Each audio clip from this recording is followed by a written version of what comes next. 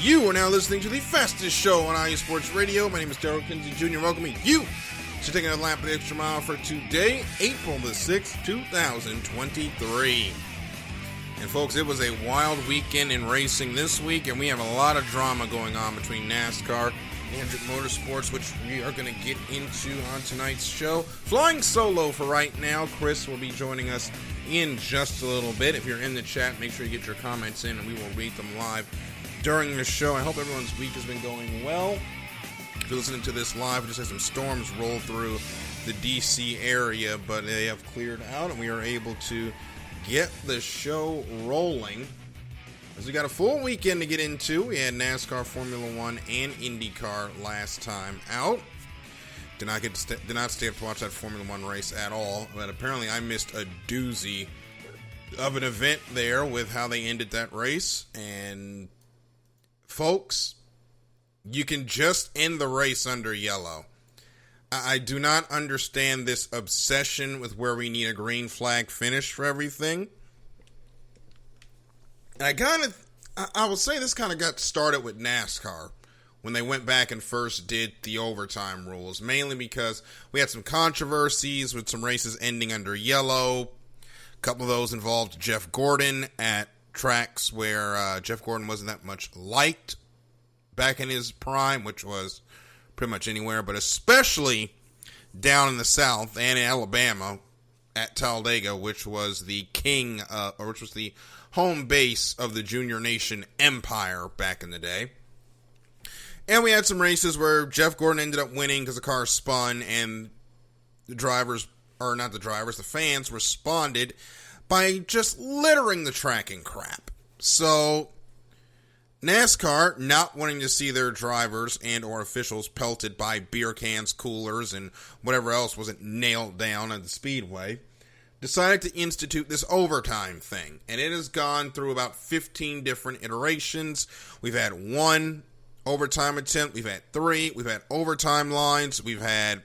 Now we're at this time where it is unlimited. And no one is ever happy with overtime right now. Now people are just mad that we use it, and people think NASCAR are trying to manipulate it for an overtime finish when NASCAR can't even call the rules they have correctly. Do you really think they're smart enough to manipulate a race finish? They're not. Believe me, they are not. Okay? Y'all are letting malice win where incompetence will do just fine. So, and then we've seen other motorsports starting to do this. Formula or IndyCar at the Indy 500. I can't stand that they do this, by the way. The last few years, they've had a wreck within 10 laps to go, and they red flagged the race. Y'all know I do not like the misuse of the red flag. The red flag is not the let's have a great finish flag. That is we have a serious accident that we need to clean up flag. Now, you can make the excuse that some of these wrecks have been serious at the end of some of these Indy 500s because, well, it's an Indy car going 230 miles per hour at a track that is still more than capable of killing people. So you could kind of get away with that. All right, fine. Then we have the situation with Formula One. The Abu Dhabi 2021, the greatest robbery in motorsports, because we needed to have a green flag finish to the end of that race. No, we didn't. If we couldn't get it done without rigging the finish, it shouldn't have been done. I will stand on that. Michael Massey should be in prison for what he did. I will go there and say that. He absolutely should be in prison for what he did. And then we go into what happened at the Australian Grand Prix, as I welcome Michael Ward into the program, and I'll get him into this one in a little bit. But we go to the Australian Grand Prix, and we have an accident in the late stages of that race. Alexander Albon, my pick in our modified nearest the win game, has an accident, goes off, puts a bunch of gravel on the racetrack. They throw the red flag. I am not sure that needed a red flag. I'm really not. But we're allergic to yellow flag finishes. So they have a red flag. They get out there with the sweeper brooms, clean it all up. And then we just have the most disastrous standing start I think we've seen in recent memory in Formula One. Fernando Alonso gets spun around by Carlos Sainz. The two Alpines take each other out. It's just an absolute mess. And they put out the red flag. And they try to go again. And they can't get it done. So they end up having to finish the race under the safety car anyway. So we wasted an hour of our time. We wrecked a bunch of Formula One race cars that are going to cost a lot to repair under the cost cap. That could change the trajectory of a couple of these teams' seasons, and you still finished behind the safety car. What was the point of that? You could have just finished under the safety car. Everybody would have finished where they finished. We wouldn't have had any destroyed race cars other than what we already had. And we can move on with our lives. Instead, we are yet again sitting here at the end of a Grand Prix talking about the FIA's inability to proctor these races. Now, I did not stay up for this race. Michael Ward probably did. I welcome him into the program now. Michael, good evening. Did you stay up for that Australian Grand Prix? And if you did, what did you think of the finish?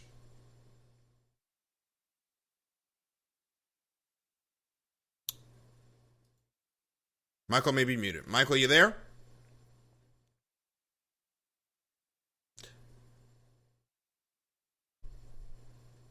Michael is having an issue with his sound, I think. I just saw him mute. So we will keep going. Now we have him back. Michael, do we have you?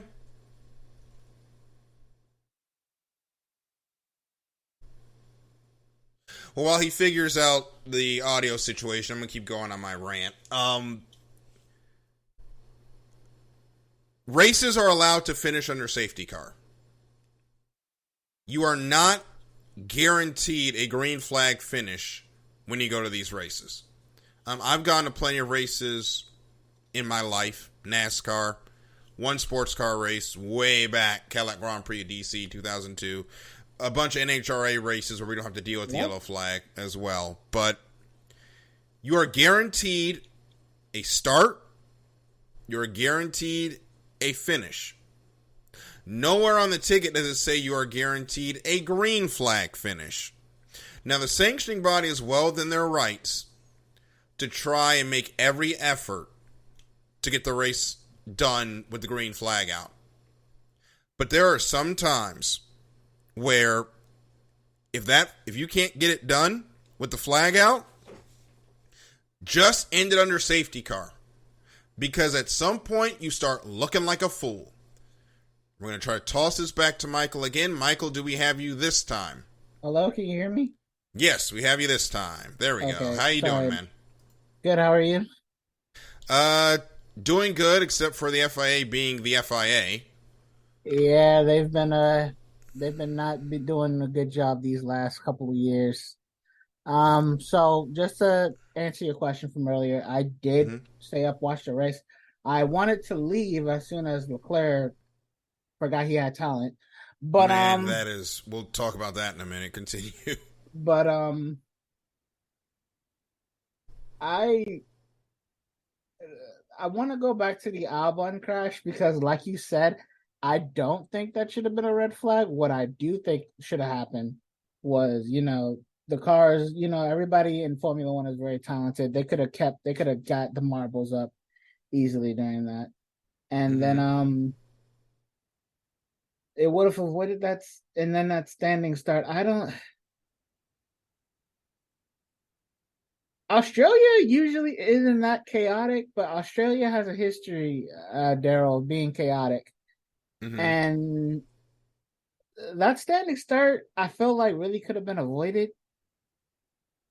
Mm-hmm. And what we got was just, it was insanity. I think a lot of the drivers thought it was stupid. I know Carlos Sainz, he was very not vulgar, but he was very vocal about how he felt, and it cost him some good points. So, I think we need to start looking at how we do, these procedures. You know what I mean? Just Like, end it under the safety car. If it's yeah, I know if fans it's hate it, but if it's it's usually that the best thing to do. if it's that many laps until the end, I think it was like what 4 or 5 to go. If you can't get it cleaned up within that time, you just trundle around the safety car and go home. NASCAR has tried this overtime thing. It don't work. Okay, we have tried it. All it does is make people mad. Just end it under yellow. Because then you don't look like a fool. And you already have people pissed at you after Abu Dhabi 2021.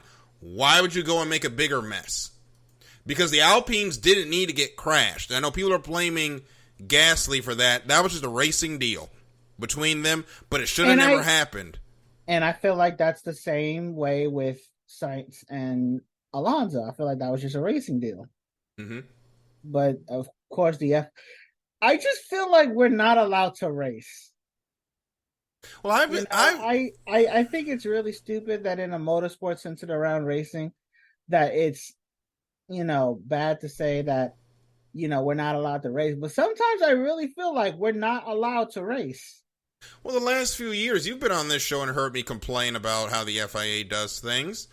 They officiate these racing accidents like traffic accidents, and it's absolutely moronic. Like, we should not be sitting here placing blame on an accident where the distance between the cars is measured in tenths, not seconds. But that's what they want to do. That's what we're here for, and it's frustrating.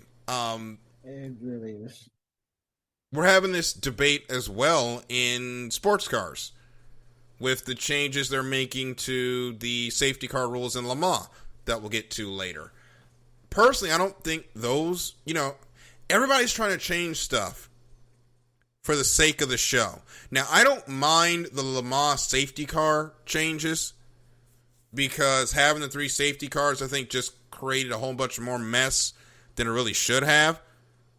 And they don't use safety cars that much anymore anyway with the slow zones and everything. So I don't think it's going to matter. Everybody has drawn up this hypothetical scenario where we're going to be within the final hour and there's going to be a caution that resets everything. We haven't had a caution in the final hour of Le Mans in years. So if that happens, I'll give you $5, but I think everybody just needs to calm down and let us get to the race. Sports cars that much at all, to be honest with you. Say that one more time. I was like, I don't think safety cars happen that much in sports cars at all, to be honest with you. Well, in the World Endurance Championship, unless it's like a gigantic accident, like what happened at Sebring, they just use the full course yellow, which Formula One calls virtual safety car. Safety car, yeah. So I don't know. In my opinion, I'm just like, why try to fix what's not broken?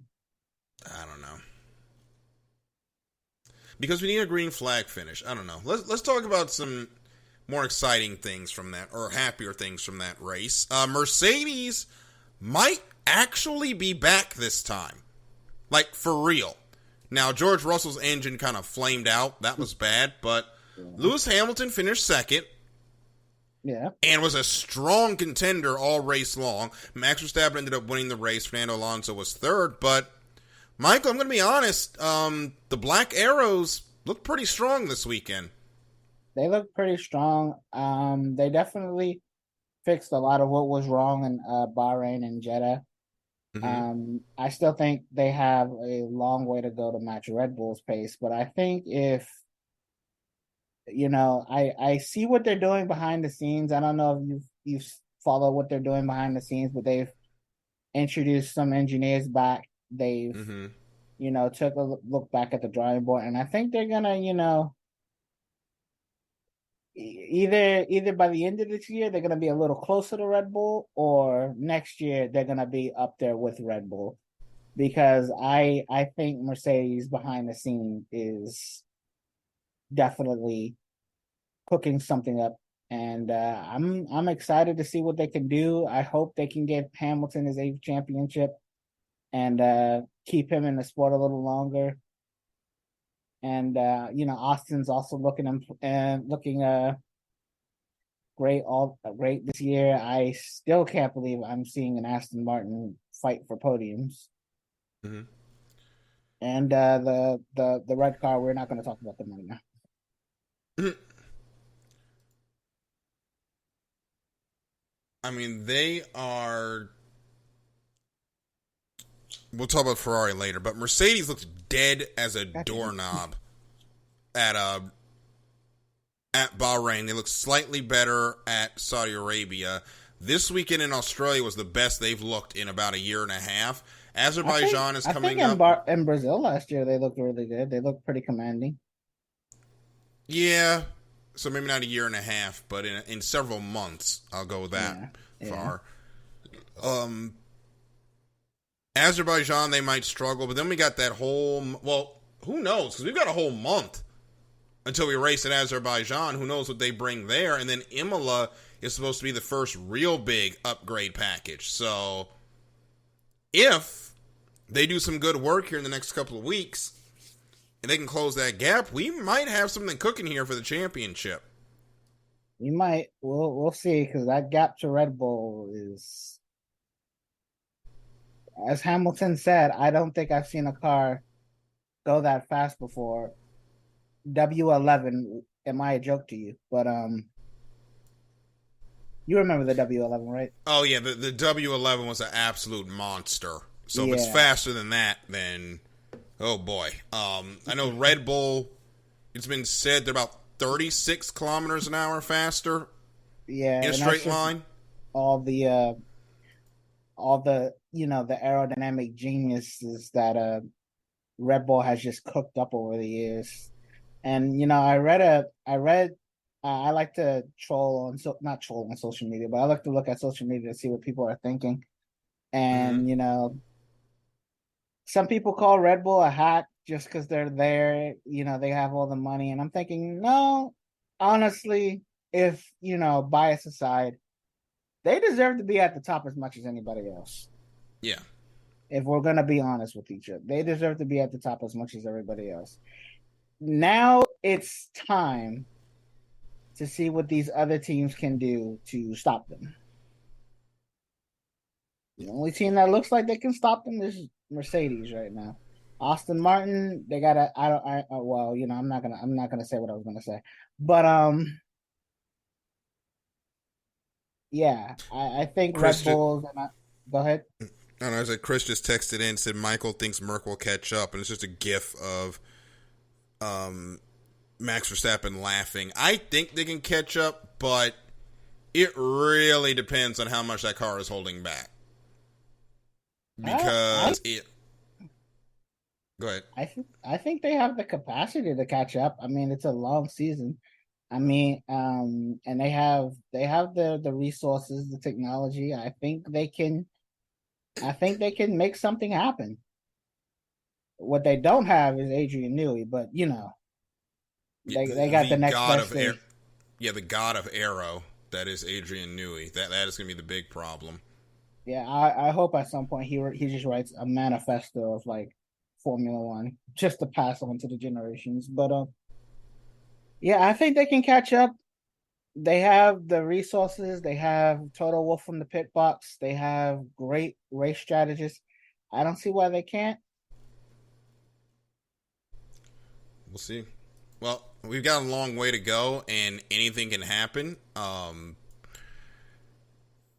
Hopefully, if we do get another close finish at Abu Dhabi, we don't have any nonsense, but who knows? We'll see. The FIA likes to shoot itself in the foot, so. We had 11 combined drivers' championships on the podium, with Max with the one. Hold on, I have to do math, and I'm bad at math. Wait, doesn't he have 2 championships? Yeah, he has 2 now. So it's 2 with Alonso and Verstappen, and then just Lewis with 7. I'm glad I caught that for you. Yeah, and it's just wild how, 2 championships, you were doing something in Formula One, then there's just Lewis standing there with, like, every record that Schumacher ever had. It's kind of like in golf, where it used to be in golf, in the PGA Tour. If you won 2 or 3 majors, you had a successful career. And then Tiger Woods went on that run that he did. And you got these young guys like Bruce Koepka that's got 2 or 3 majors. And people just shrug their shoulders at it. Because Tiger, during his prime, was so unstoppable, it's warped our reality of what a good golf career is. I feel like that run Lewis went on, winning those 7 championships and over 100 races, it kind of warps our perception of what a great Formula One career looks like in the modern era, because nobody was expecting another Schumacher type championship or type run. When he won the 1 championship, everybody was like, hey, he did it. We hope he gets 2. But, he's proven that he can run up here on this level. We weren't expecting him to get 6 more like he did, but and probably should have been 8 more, Rosberg, FIA. But Daryl, I've always wanted to ask you this question. Mm-hmm. Do you think the Hamilton Mercedes deal was one of the greatest contracts ever made in motorsports history? I definitely think it was a deal that none of us thought was going to work out. It just absolutely exceeded expectations. I think it's the best ROI I've ever seen a Formula One team get on a contract. Yeah, I want to call that if not the best or one of the best motorsports combinations ever. Yeah. And Formula One, because the FIA can't stay out their own way, they decided to actually enforce the rule that the mechanics cannot come from the garage and climb on the fence to celebrate wins, which is BS. I don't know why all of a sudden we needed to start enforcing that. Nobody cared until now. Nobody freaking fell on the racetrack or anything like that. It's like the sprint races. The FIA sees something that's not broken and says, hey, let's break that. And they do. Make Formula One not fun. Yeah. It's because now burnouts are banned. Imagine winning the championship and you can't do a burnout. Yeah, why is that a thing? Again, I don't know. It's like who asked? Fun is banned in the FIA, I swear. They're becoming the NFL of motorsport in more than one way. But Formula One, again, they see problems where there are none. Like the million times we've tried to fix qualifying. Formula One qualifying is perfect. Stop touching it. I mean, really, it's just the fastest man gets full. I don't know I don't know. Why are we trying to fix a formula that's not broken? You know what you need to fix though? The tires. Drivers were. Did you hear Lando Norris's comment about the Ferrari tires? That's exactly where I was about to go to. Right, Norris was not happy with the tires. They said there was no grip at all when they tried to do that restart on 60 degrees track temp. Now, that's 60 degrees in Celsius for a racetrack. That's pretty cool because it was in the evening in Australia because they had to start this race for the sensibilities of the Europeans. So, it starts in the late afternoon over there, so there's already not that much track temp to begin with. So, and the problem with the Pirelli tires is they make them hard as a rock, so they're already hard to get heated. And then you put them on a cold track surface. You're done trying to race, basically. Yeah, it's just survival. And that's probably why Sainz ended up running into the back of Alonso. Because he had no heat in the tires? Is that what you think? Yeah. I think if he has proper heat, that car stops. We've seen Formula One cars when they're at proper temperature. They stop on a dime, literally. So they are coming up with the new tire bids are supposed to come out this year for 2026. I want to see somebody other than Pirelli bid. Even if we have to go to tire war. And I'm going to regret that, but Bridgestone, Goodyear / Michelin, Hankook, somebody challenge Pirelli for these tires because they just haven't been good during the entire tenure. They started. I miss Bridgestone. They started way too soft to the point where we were doing 4 stops to get to the end of a race, which personally I think we should go back to that, where they have to do 4 pit stops during a race, because that's the only way we can really shake up the field at this point.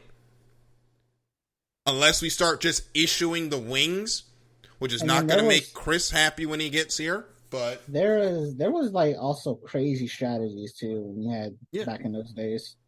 Like you had Perez at one point. This is kind of how he was kind of known as. He was known as like a very good tire saver, and he could take his tires from the beginning of the race to the middle of the race, and it made for some great racing from him because he was able to save his stuff to the end of the race, and you had some of the best overtakes that he could have made because he had that fresh rubber he saved while everybody was struggling later on.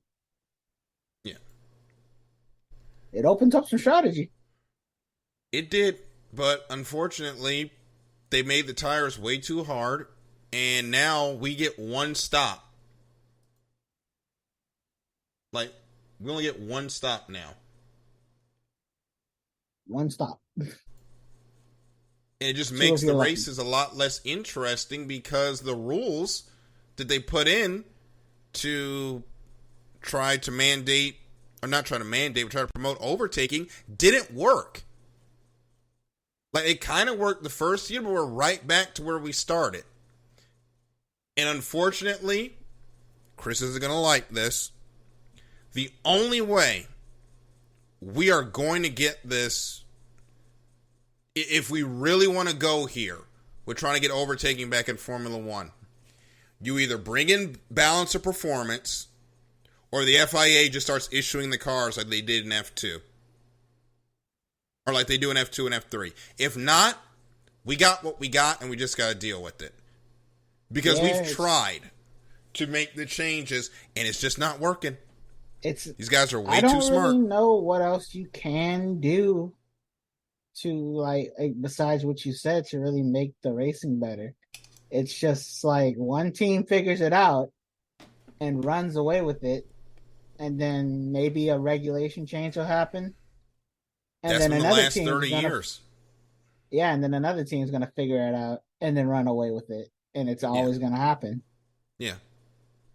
The only way you're going to fix it at this point is to radically change the DNA of what Formula One is. And a lot of people are not going to like that. But we have to make a decision. Are we sticking with what we got? Or are we going to make a radical change?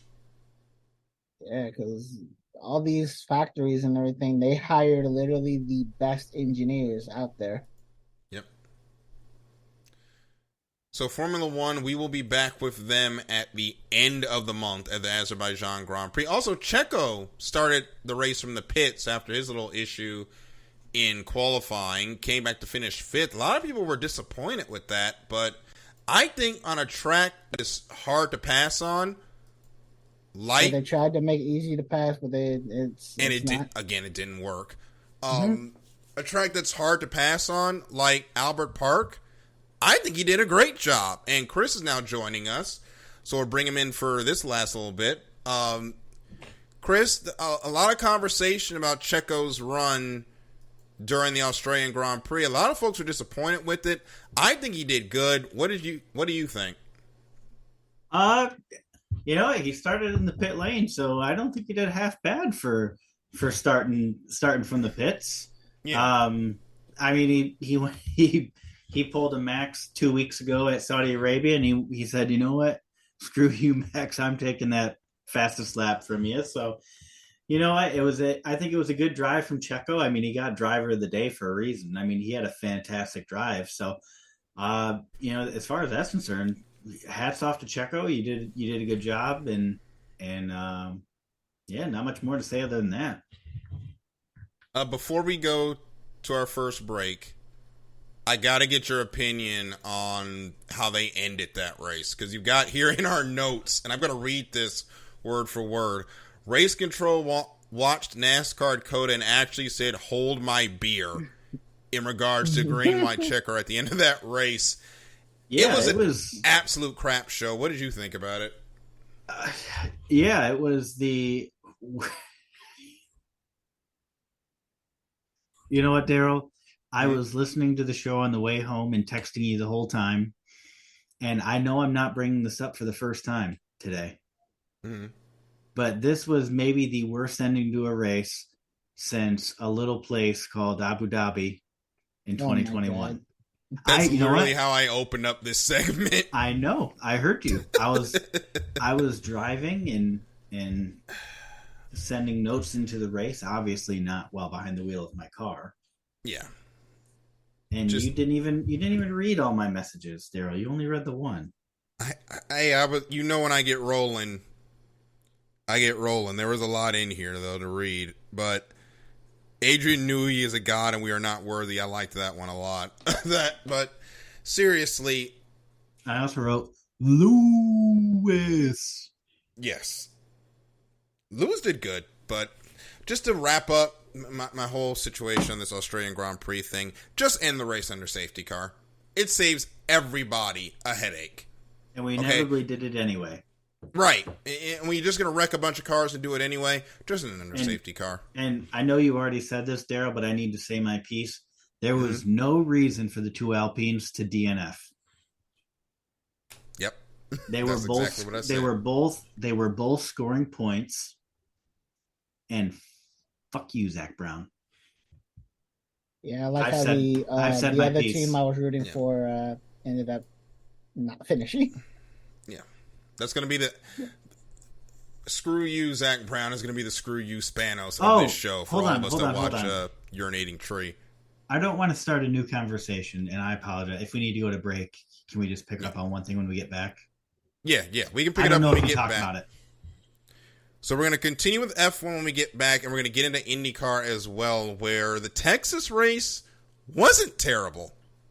Actually, it was really pretty good. We'll talk about it on the other side of this break here on the Extra Mile on iSports Radio, your direct feed for all that is sports.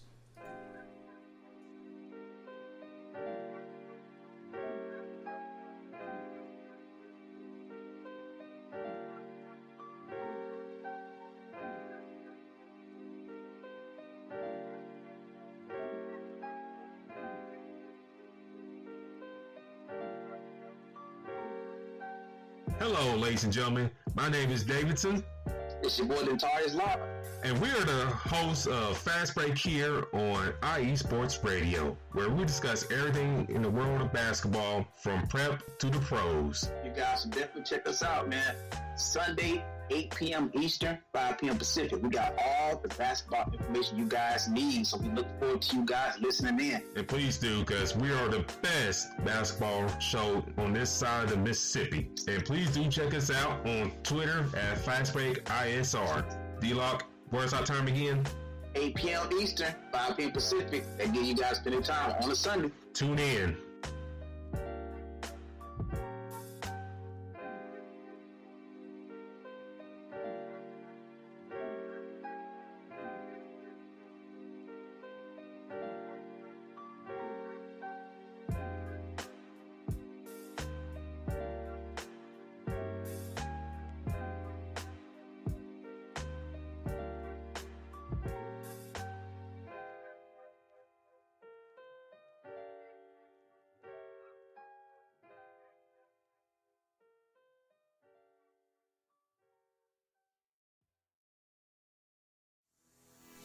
Sports fans, do you like teams that are tough, cities that are tougher, and fan bases that are passionate about their teams?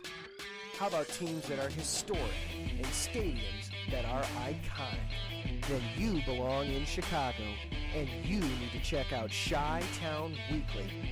Join me, Adam Kernan, every week as we keep up with all things Chicago sports.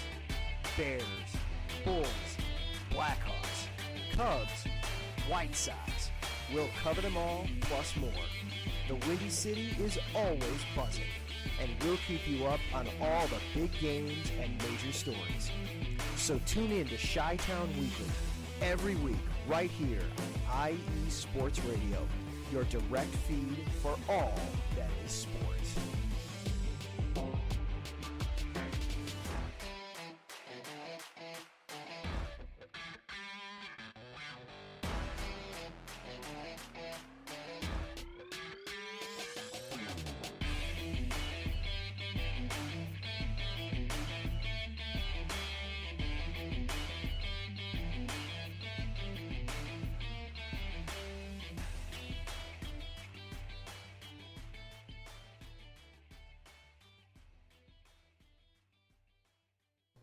And we are back here in the Extra Mile on IE Sports Radio, your direct feed for all that is sports. And we were talking a little bit here offline before we came back in, Daryl, Michael, and Chris with you this evening.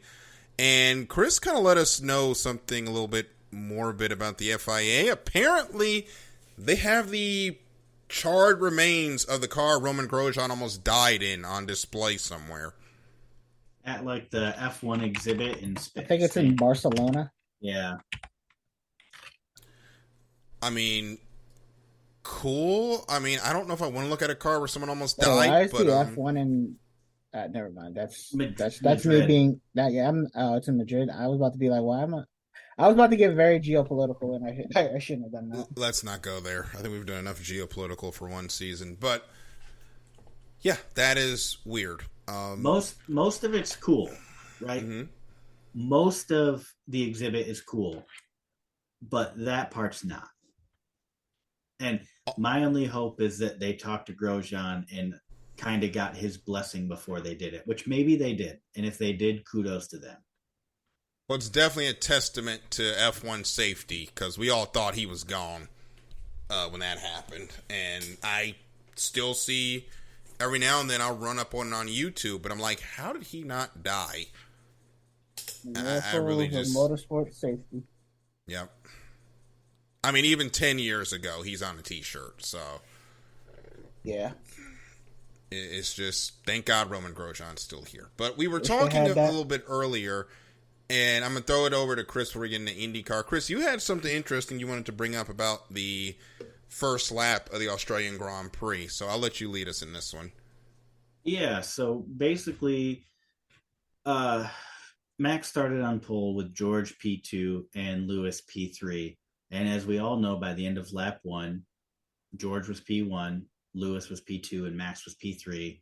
And everybody had all their body parts, and everybody was continuing to race. And it was just an interesting parallel on what your equipment, what faith in your equipment does for you. And so, as we all know, Red Bull is just wiping the field right now. And when Lewis shoots up the inside, Max really doesn't defend at all. You saw probably the cleanest racing you'll ever see between those two. And it's because Max has the confidence in his car that basically, like, yeah, let them by because I will pass them later. It's inevitable with, like you were saying, Daryl, 34 kilometers straight line speed. I mean, that's stupid fast.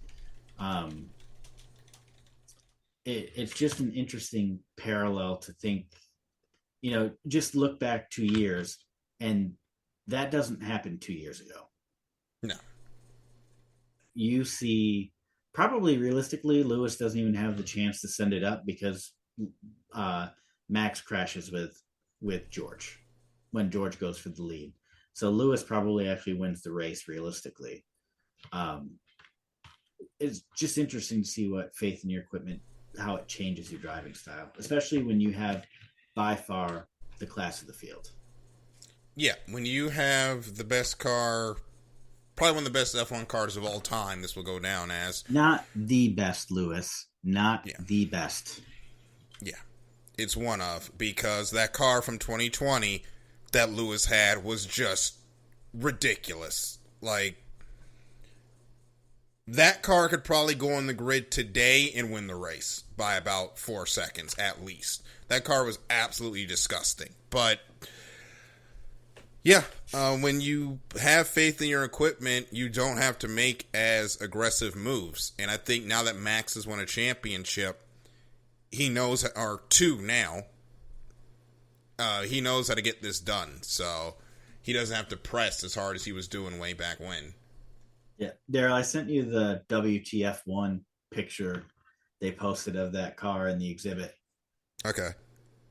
It's a little distasteful now that I actually see it from theirs, because if you look right over the cockpit, kind of right over the back of the halo, you see it says survival, like in the background, which is maybe just a bad angle, but it's a little distasteful in my opinion. Yeah, they should have looked at that angle. Oh my God, looking at this thing. That to me, how did he get out of there? I'll be honest with you, that really does not need to see the light of day. That car should have been deconstructed to be studied, obviously, yeah. because this is a car worth studying. You know, figure out why he survived it, because he realistically shouldn't have, and then it should have been destroyed. Yeah, looking at that, I don't know if I would want that on display either. I mean, I know that it's different because, like, Dale Sr. actually died in that car, but I'm pretty sure that car was destroyed. I have no idea what happened to that car. I'd have to look it up. I thought it was destroyed. I can Google it because I never really cared. What I know, they took it back to NASCAR for study, and I think the police had to look at it too because, you know, once he passed away, now it's crime scene. Yeah. So they probably had to take the car for investigation, but yeah, we're just all glad that Grosjean's still here, and we can talk about Grosjean's new job that he's doing now in IndyCar. Was to get into the racing at Texas, which was the PBG 375. So I looked it up, Daryl, and they say that nobody really knows nobody in the know has actually said what's happened to it. Mm-hmm. So, you know, obviously there are theories, whether it's sitting in a warehouse somewhere or it was destroyed, and might not ever actually know the answer to that. And that's probably okay. It's either destroyed or sitting under a tarp somewhere where no one has seen it and no one will ever see it again. That's probably where it is. So one person says that it was destroyed, and they also say that Dan Weldon's car was destroyed too. That car was destroyed when it hit the wall. So yeah, I was gonna say that car was already destroyed. Yeah, they probably just dumped it in a junkyard somewhere and called it a day. Rest in peace, Dan Weldon. But so, according to an article 4 years ago, this is on Reddit, so who knows? Richard Childress said, "I'd rather not comment on that," which is believable. Most sources say it was cut up and destroyed. One rumor claims that it's at the bottom of Lake Lloyd, which is the Daytona infield lake. I don't know why they would put it at the bottom of Lake Lloyd. I don't believe that one. I do believe that it was cut up. But I don't think they dumped it at the bottom of Lake Lloyd. It's probably cut up in RCR and left in RCR's shop somewhere. Yeah. Either way, but more good to think about. Yeah, we'll never know. We'll never see it again. So I'm okay with that. That's probably how it should be. Yeah. So we'll move away from the morbid into the exciting, which was the PBG 375. This was actually a good Texas race, which we haven't had one of those in literal years. We had 26 lead changes. We had 26 lead changes between, as soon as I find my mouse pointer, there we go, 1, 2, 3, 4, 5, 6, 7, 8 leaders. Joseph Newgard and Pato O'Ward really dominated this race. O'Ward led 91 laps. Newgarden led a race high 123 and ended up picking up the win.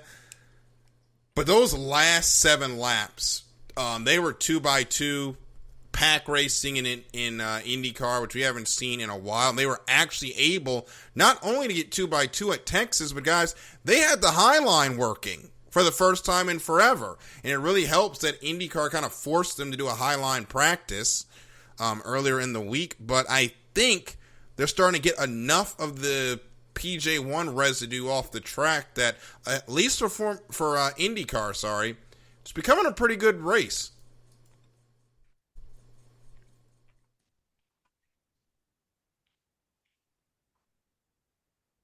Everyone okay?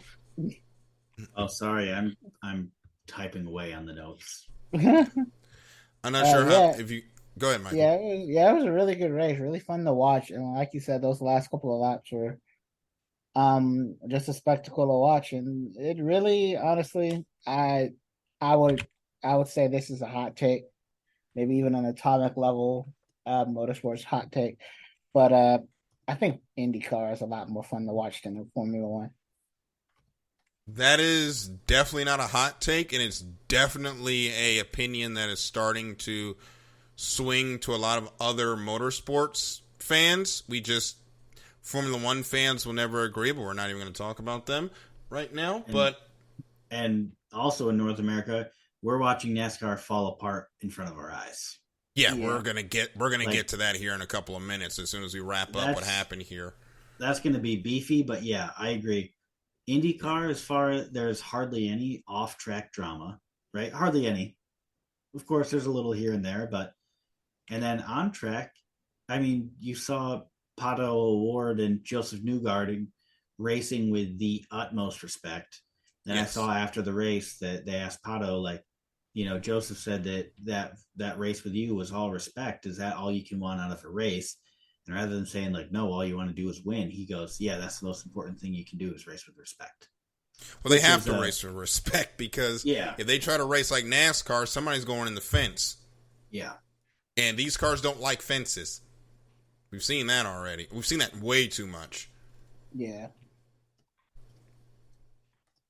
But still, it's nice to see that that the respect is there. You know what I mean? Yeah, and we've lost that respect in NASCAR, which we'll get to in a moment. I feel bad for Pato, because I think if Grosjean doesn't crash there at the end, he probably comes back and wins that race. But Joseph Newgarden, he's got Texas figured out on how to sneak somebody for the win. He beat his teammate at the line 2 years ago. This time he gets around Pato O'Ward, then the caution comes out where they finish under yellow, because we don't have green, white checker in IndyCar, nor do we need it.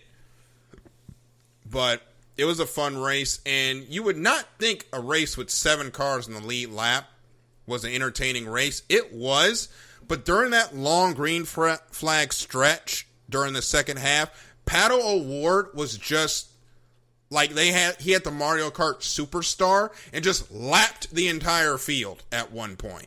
So that is why there's so many cars a lap down. And a couple other notables, Graham Rahal, the guy that likes to make comments about Super Bowl halftime shows, finished 24th with contact, finished 31 laps down. So maybe someone should focus on their job and not what Rihanna's doing. But anyway, they will be back racing in a couple of weeks in Long Beach. Going to be a lot of, it's Long Beach, so it's going to be very strategic. Don't expect a lot of passing out of that race. It's really, I'll say it, it's America's version of Monaco, only bigger and slightly more passing areas. You come for the party, the race is, hit or miss. Man, I think the last good Monaco race was 2008? Sure, I'll take your word for it. There was a good Monaco race? They're all good. Oh, don't you start. Yeah, don't you start. They're all good unless a Red Bull wins. Hey, remember when Daniel Ricciardo was going to win that race and they forgot his tires in the garage? Ooh. You had to bring that Is this what we're doing? No, it literally just came back to me. I'm not in this. Remember when Ferrari double stacked Charles Leclerc and threw away they I pissed away the literally win? said I'm not in this.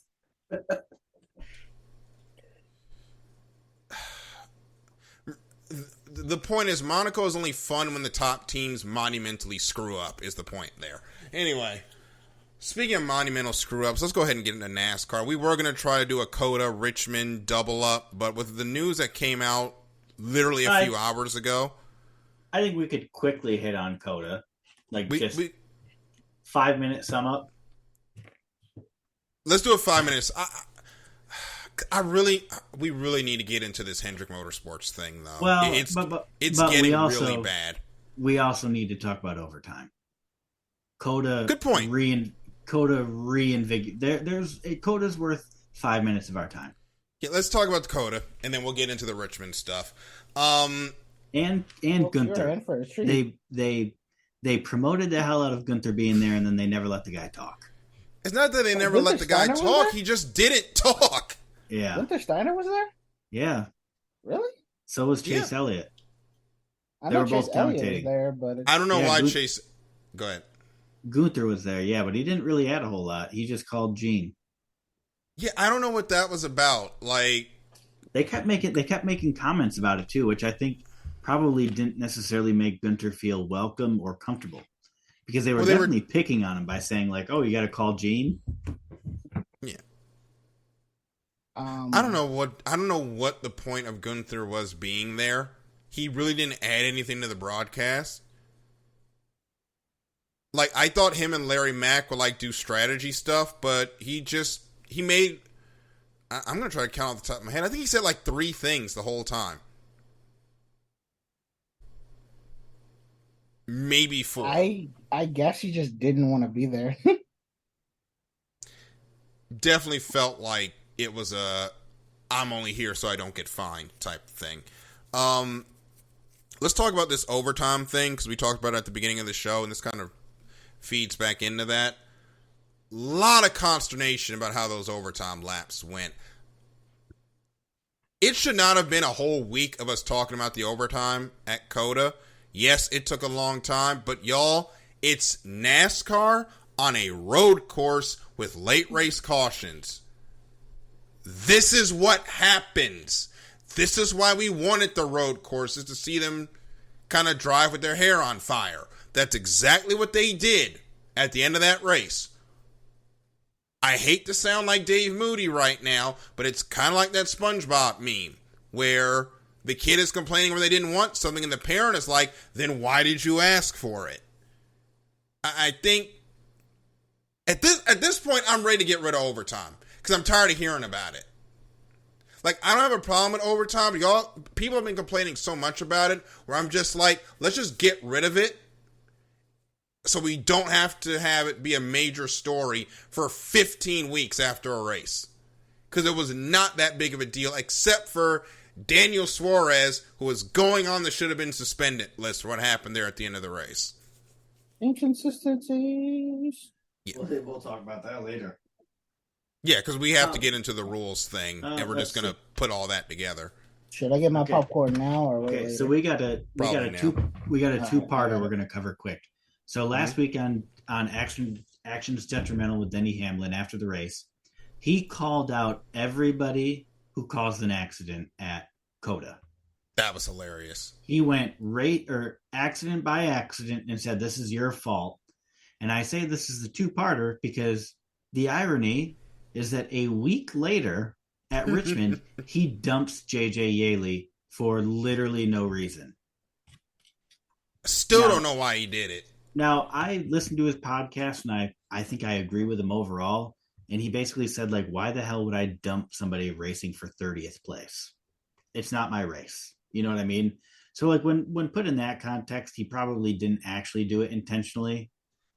But, come on. The irony is not lost on me. The way that onboard footage looked, you cannot. I mean, the way it looked like he just took him out. Like, I have it no looked like idea he why said, he did "Oh, it. there's not a car. There's not a car here."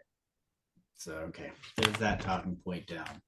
I mean, it's the same. It's the same thing as the guy on iRacing that keys up the microphone. and tells everybody to be safe into turn one and then obliterates half the field at the start. I did this, by the way, when I raced iRacing.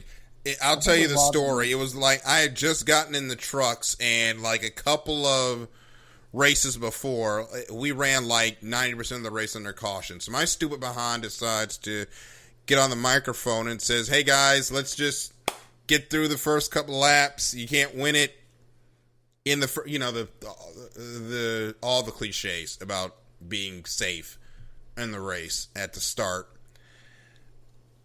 Race goes green. I go into turn one, take it 3 wide, and absolutely annihilate the top 5. I don't even say anything, and it was so bad. I literally just went in the bottom. Next thing you know, my truck just turns left. We're all in the wall. I don't even know if anybody said anything. My truck didn't even come to a... Huh? Did you just rage quit? It wasn't rage quit. It was embarrassed quit. I just hit escape, go back to pit, quit out, did not race for the rest of the day. I could not show my face the rest of the day.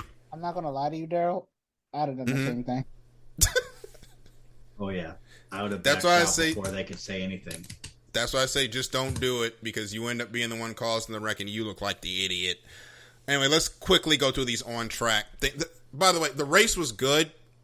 We're kind of rushing through the Richmond thing because we got some soapboxes we got to stand on. The next-gen short-track package really redeemed Richmond. We had a lot of good strategies, a lot of good comers and goers during the entire race. Unfortunately, 2311. Look, we're at the same place we were last year. This stuff has got to change. That's all I'm going to say about that. Byron should have won that race, but got dumped by Ross Chastain. It was actually Christopher Bell. And it's funny that everybody is now using Ross Chastain as the excuse to try to get out of an accident. Yeah.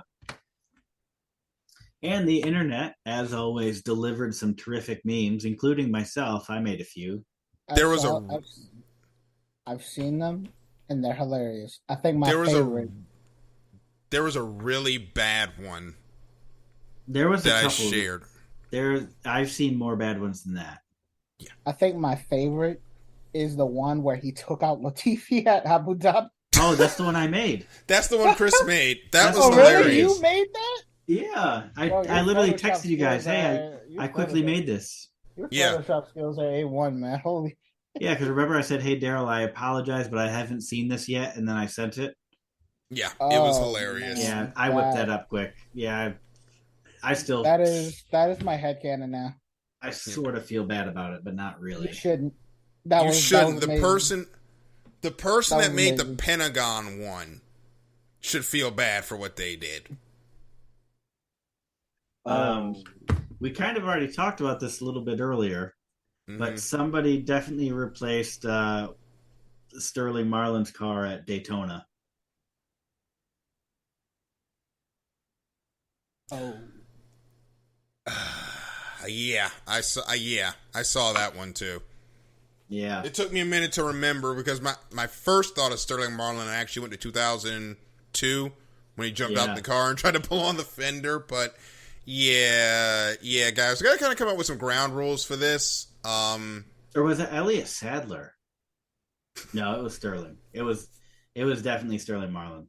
No, I know the one you're talking about. It was definitely Sterling at the 01 500. So yeah. Okay, we've quickly hit all the on-track stuff with Cup. Let's get to the one good Cup off the track before we get into the nonsense that was NASCAR's penalties this week. Jenson Button might be coming to run NASCAR full-time next year, which would be exciting. We haven't had an F1 world champion do it in a while. And Chris has written here, with NASCAR losing viewers, is it a good move to get non-U.S. drivers at the top level? I think it is a good move. I don't know if it's going to help with the viewers because we've got a huge cord-cutting issue that is being exasperated by the inflation numbers that we've had, and a lot of folks are straight up dumping cable, and that is accelerating. TV is rapidly becoming what radio basically is now, if that makes sense. You're not wrong. Streaming is going to be the next thing, and I really expect when NASCAR gets this deal done for the next streaming rights, for the TV rights, there's going to be a robust streaming package for both NBC and Fox, or NBC and ESPN, or whoever decides to take it on. I just want to interject, and I don't think we really have time to get into a full dissertation on this, but I don't think streaming is going to be around. I don't think it's going to be popular for a whole lot more. I give it another year, maybe 2, before people start cutting streaming and going back to cable, because there are just too many. Peacock. Lord, you are preaching to the choir. Keep going. Disney, Hulu, Amazon Prime, HBO Max. Yeah, that's like so many subscriptions. You are now paying more for your subscriptions than you were for cable, which is why people cut cable to begin with. Yep. There's only unless you're very specific, then yeah. Go ahead. I'm sorry. There's only 2 ways this goes. Either we go back to cable, or a lot of these streaming services go under. Well, they need to start merging, and basically what happens when they start merging, they basically become cable again. Yeah. Yeah. I see what Chris is saying. It's all just gonna like come. It's all gonna go in a circle.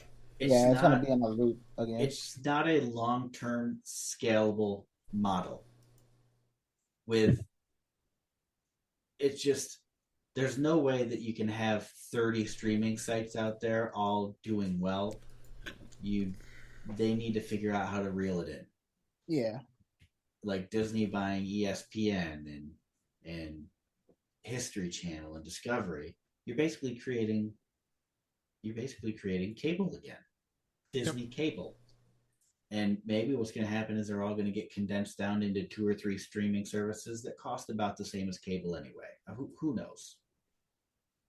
But other thing with streaming is, and then we've really got to move on. But the other thing with streaming is, what are they going to do with the broadband internet access in the United States, which is traditionally not that great outside of urbanized areas.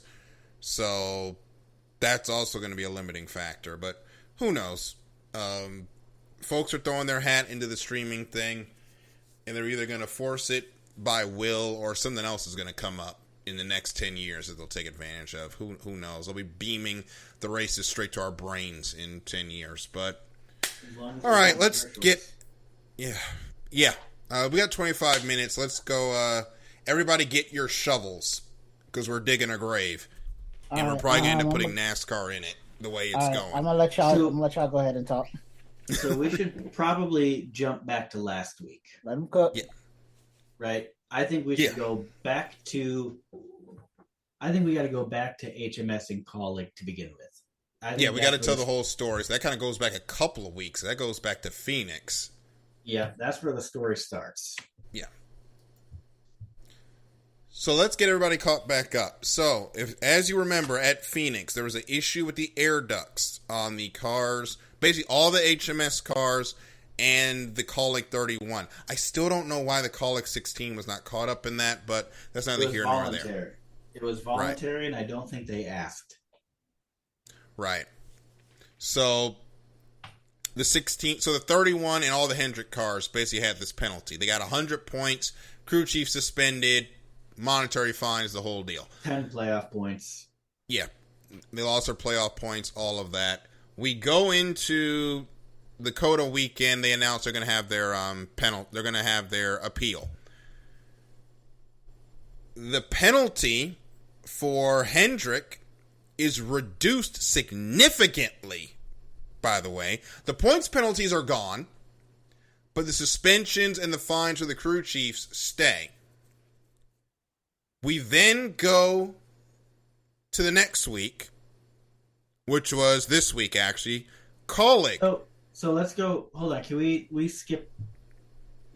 So going back to COTA, Denny Hamlin gets a retroactive actions detrimental, which is ironic. Oh yeah, for him because of his snitching podcast. on wrecking Ross Chastain. That was Phoenix, not Coda. I thought it was Atlanta. I thought No, he it was did Phoenix. Okay. He did So at Phoenix on the last lap, because that's when he was talking about he just turned left. Yeah. And so he just had his appeal today. And that was upheld. Yeah. Okay. So Denny, and then we've got, and we kind of got to go back to last week a little bit, Dakota, and talk about Daniel Suarez. Yeah, I touched on that a little bit. So Daniel Suarez, who should have been suspended for just rocketing around the track at the end of the race, and just plows into the back of Alex Bowman on pit road, where there is a NASCAR official not 10 feet from where the cars are coming through. And if Suarez is going a little bit faster, it doesn't square up Bowman. Bowman goes into that official, and I don't even want to talk about what we'd be talking about today if that happens. We'd be talking about a car hitting a person at probably 60 miles an hour. Yeah, which is enough to kill somebody, even with that suit and the helmet on. Or else, that official's done for the year. With the leg injury and the workers' comp, NASCAR is going to have to pay out. And the worst part about that, if you watch that video of Suarez, the window nets on everybody's cars are down, which means seat belts are probably undone. Hans devices aren't, as tight as they should be, the whole nine. He's flying around there. He could have messed around and hurt somebody. He could have hurt Bowman. He wrecked his own doing teammate that to get to Bowman. Yeah, he pushes Chastain out of the pit entry to get to Bowman. He only gets, what was it, like a fine? I don't even think he got a points penalty for it. He had a $50,000 fine, that's it. Yeah. Which that's less than a slap on the wrist. Yeah. If we're talking about we're trying to get safety, the retaliation out of the sport, this was a textbook, see you next week, Daniel. And then, to top it all off, it's mistaken identity. Bowman's not even the one that wrecked him. It was Chastain to begin with. Yeah, because the bowling ball, Chastain, knocked Bowman into Suarez. So that he's our third member of the why did this person not get suspended but Bubba did conversation.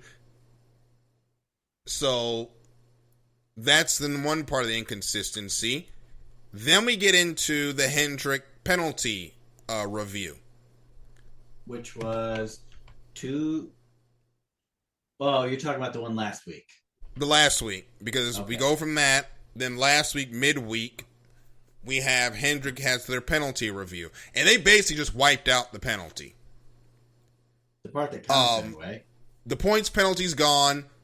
The crew chiefs, which Hendrick Motorsports is so deep with crew chiefs, it didn't even matter. That's why they didn't even challenge that part. The fines and the suspension stayed for the crew chief. But the important part of the penalty, the 100 points, wiped out. That's going to lead to a couple of things that we're about to talk about this week. We'll start with the HMS part. We didn't get the opportunity to talk about it last week. Mm-hmm. But for them to wipe out that part, Hendrick came with receipts. Yeah. They definitely came with receipts. Yes, to be fair, Hendrick came with the documentation about those louvers, or air ducts, for those that don't know the technical term. So they had plenty of documents that the appeal board went over and decided to wipe the penalty. Now, I don't know what Colleague did this week, but it's the same situation Different panel. Hendrick dealt with, but yeah, a different panel, which is another issue that we're going to get into. They pretty much held up the penalty. They just knocked down the points from 100 to 75.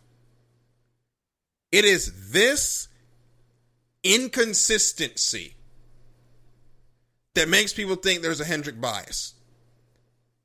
And these reports are not public. The only way we know about how it goes is through Bob, because he tweets it, Bob Pockrass. These need to be public record for NASCAR.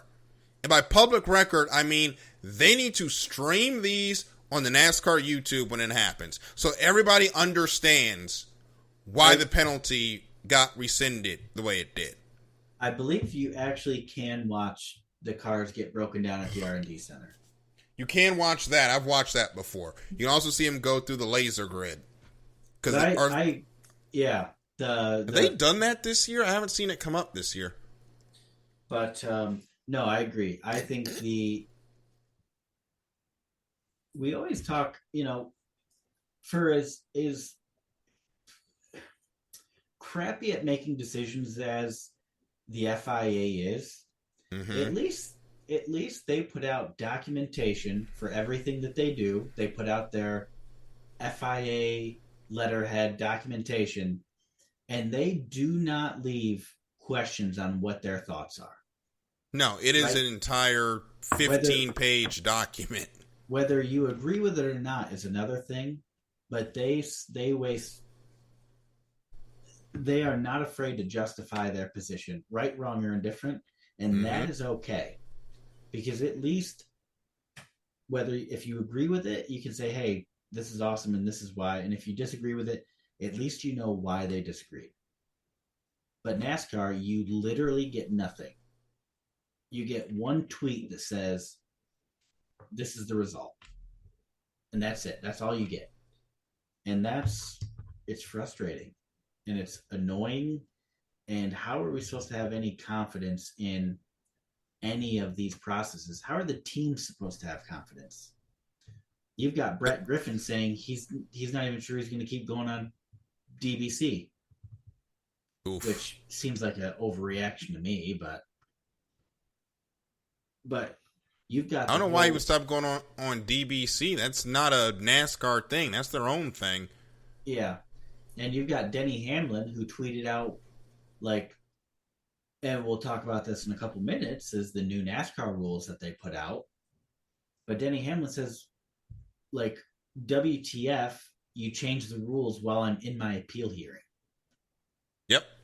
They changed the rules while Denny Hamlin was pleading his case. They changed rules regarding what the appeal panel can do while the appeal panel is in session. NASCAR really fucked up today. And it was all today. Yeah.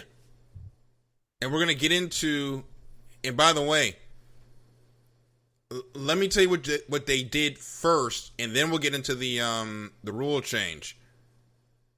They went in, and I guess they took the 48 and the 24 with them back to the R&D center.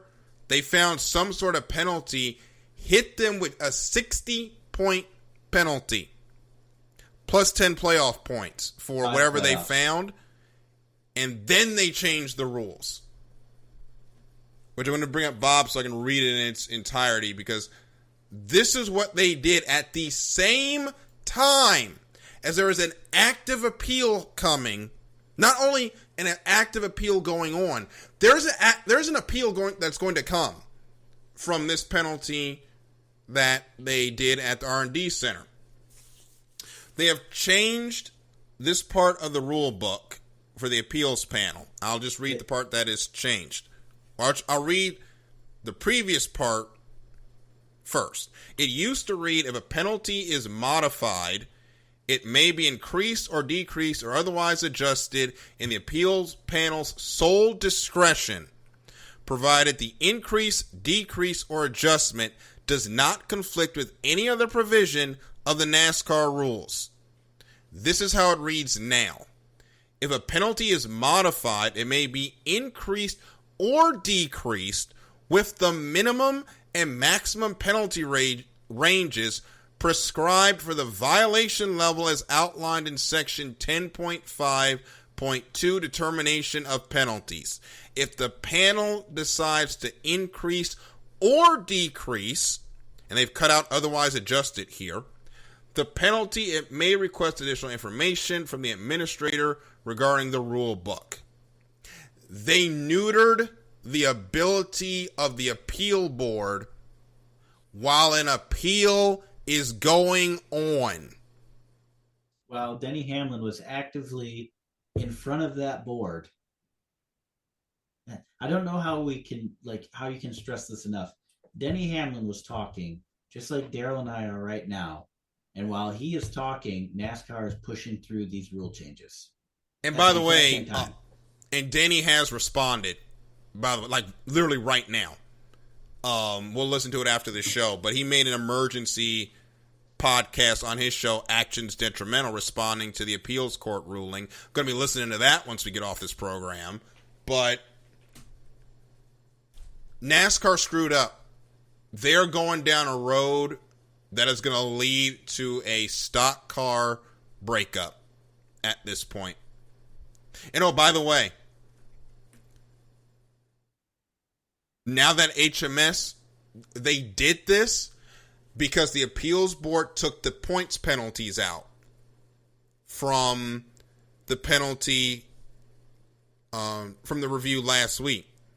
Because NASCAR was so up in arms about that penalty going away, they changed the rules.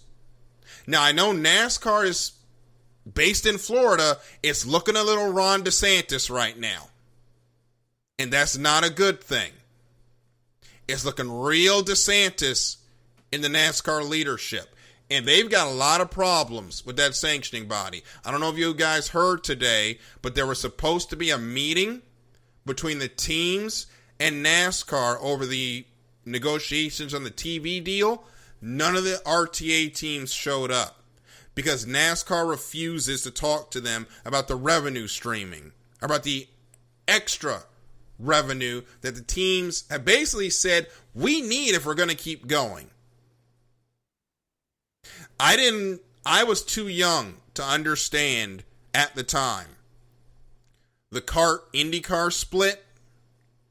There's a NASCAR split coming because Hendrick Motorsports is not going to put up with this. At this point, NASCAR is targeting them. Let's keep it a buck. Neither is Denny Hamlin. Neither is Colleague.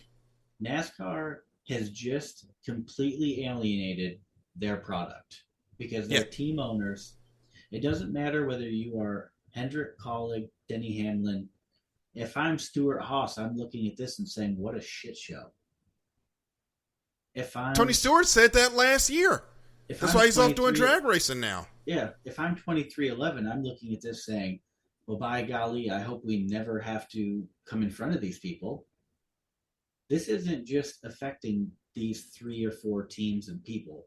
This is affecting the whole field. Well, it's also affecting the fans. Like that might. What NASCAR needs to do is talk to Hendrick, talk to Colleague, talk to Denny Hamlin, and I'm sure they will all sign off on publicly releasing all the information.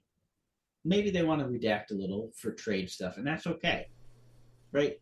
There is stuff that is okay to be redacted a little bit as pertains to intellectual property. Mm-hmm. But what did we want? I want to see the emails. Did Hendrick actually make good faith attempts to get justification?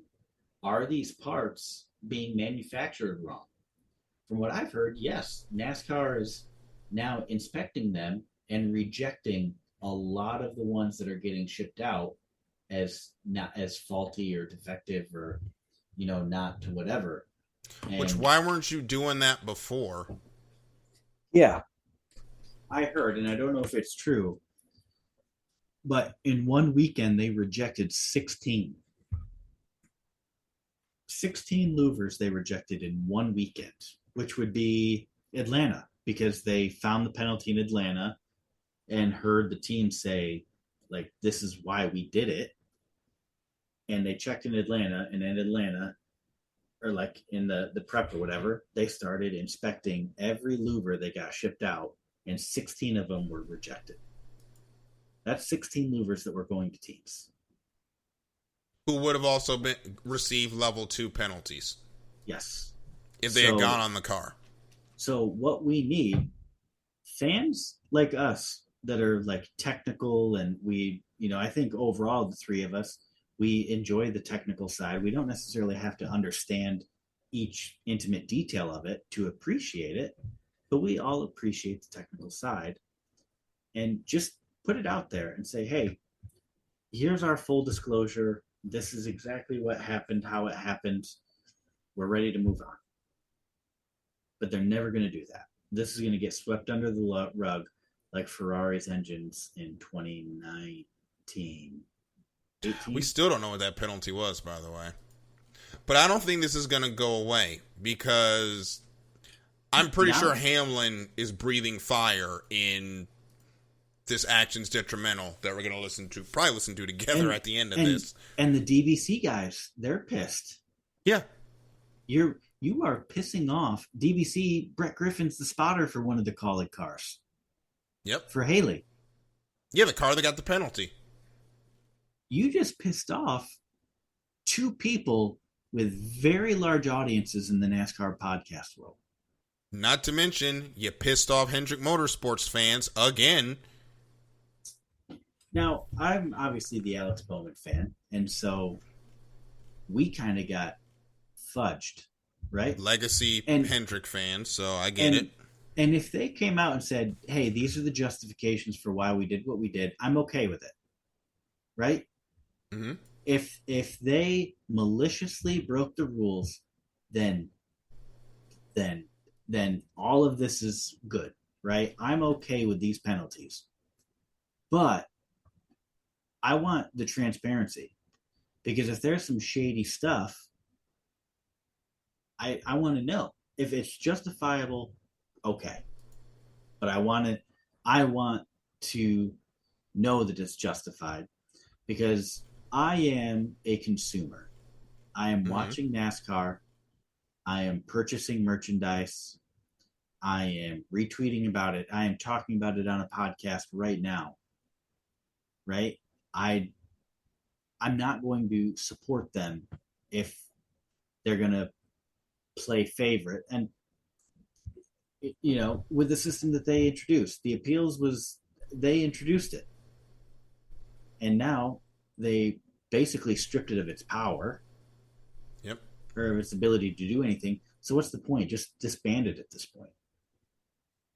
And two, why is a TV executive on there? Now, why does the race promoter of Bowman Gray talk about safety? You literally promote a track called The Madhouse. Yeah. The irony is not lost on me there. Yeah. How they do the board makes absolutely no sense. How NASCAR does a lot of things makes no sense. And here's the thing. If we weren't passionate fans, we wouldn't be talking about it. We would just not discuss NASCAR on here anymore, and y'all would never know why. But it's getting to the point where it's getting harder and harder to justify. I mean, I have a bad feeling this NASCAR versus HMS thing is going to end up in court. Because depending on, to be fair, if Hendrick might say, that's fair, that's on us, right? Yeah. But if they basically went on a witch hunt and used some extreme interpretations of the rules to issue as strong of a penalty as possible, then yeah, we're going to have issues. Well, they're saying that there were issues in the greenhouse areas during the R&D center teardown, whatever that means. Specifically, the wiper motor. Which doesn't get used, basically. What? So I don't know why that's even a thing. And it even says in the thing that it's modifiable. It says in the rule that the wiper motor is modifiable. Yep. So, and this comes down to, and Daryl and Michael, I think it's, it'd be good to hear from you, but if the FIA comes in and says, you're not allowed to do this anymore, they provide a technical breakdown of exactly what the infraction is, with the exception of, a specific car engine a couple years ago.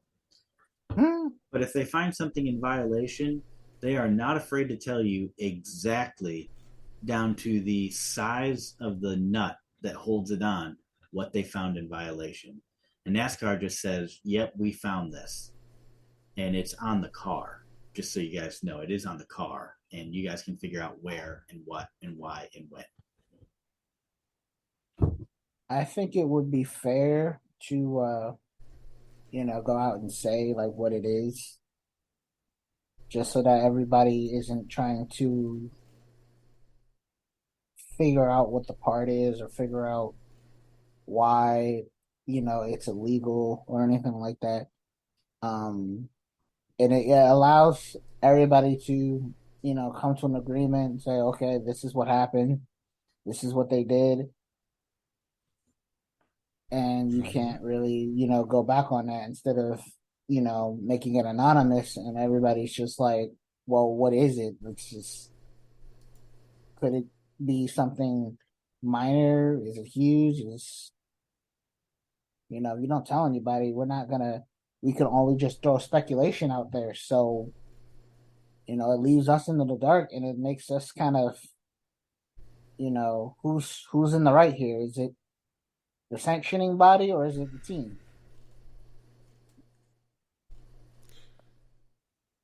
Who knows? All I know is NASCAR and the teams need to get this together, because Formula One IndyCar had a split.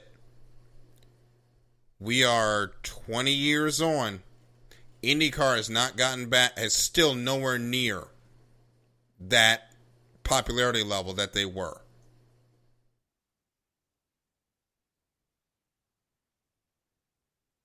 If there is a NASCAR split, that is what you're looking at.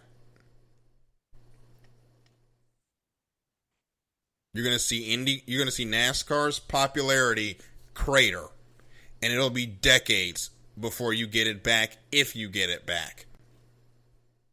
So all this squabbling about the money, you better figure it out, because you're going to have some bigger problems on your hand if you don't.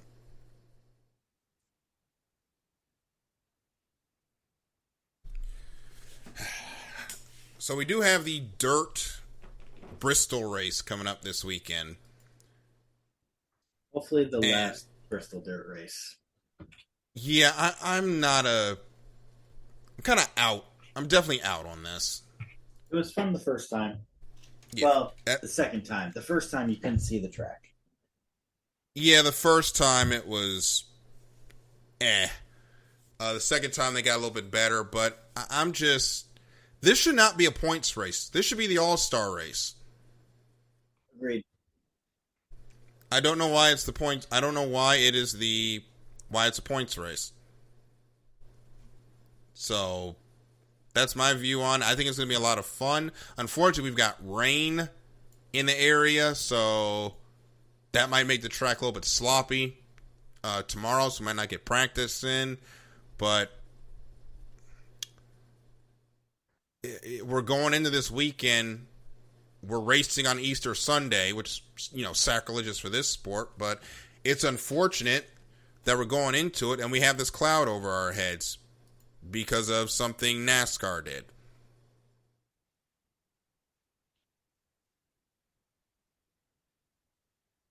So we got to go ahead and pick our who we think is going to win, and I think we might have an IE Sports Radio curse coming as far as nearest the win.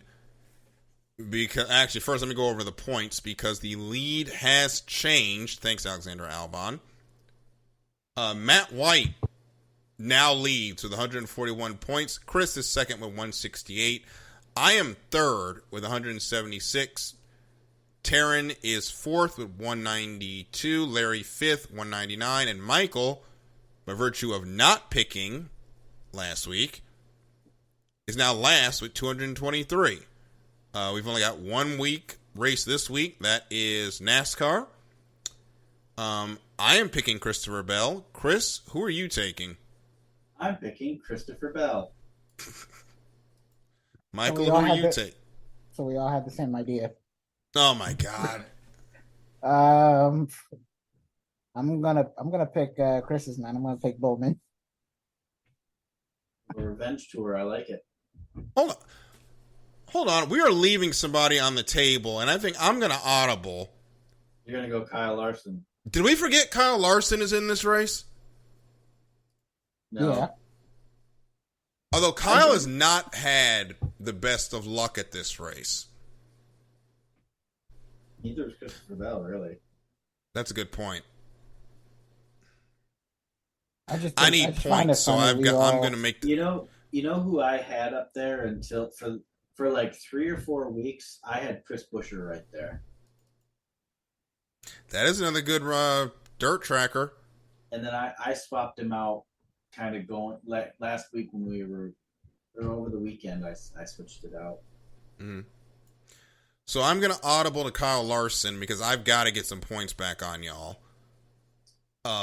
Chris, are you sticking with Bell?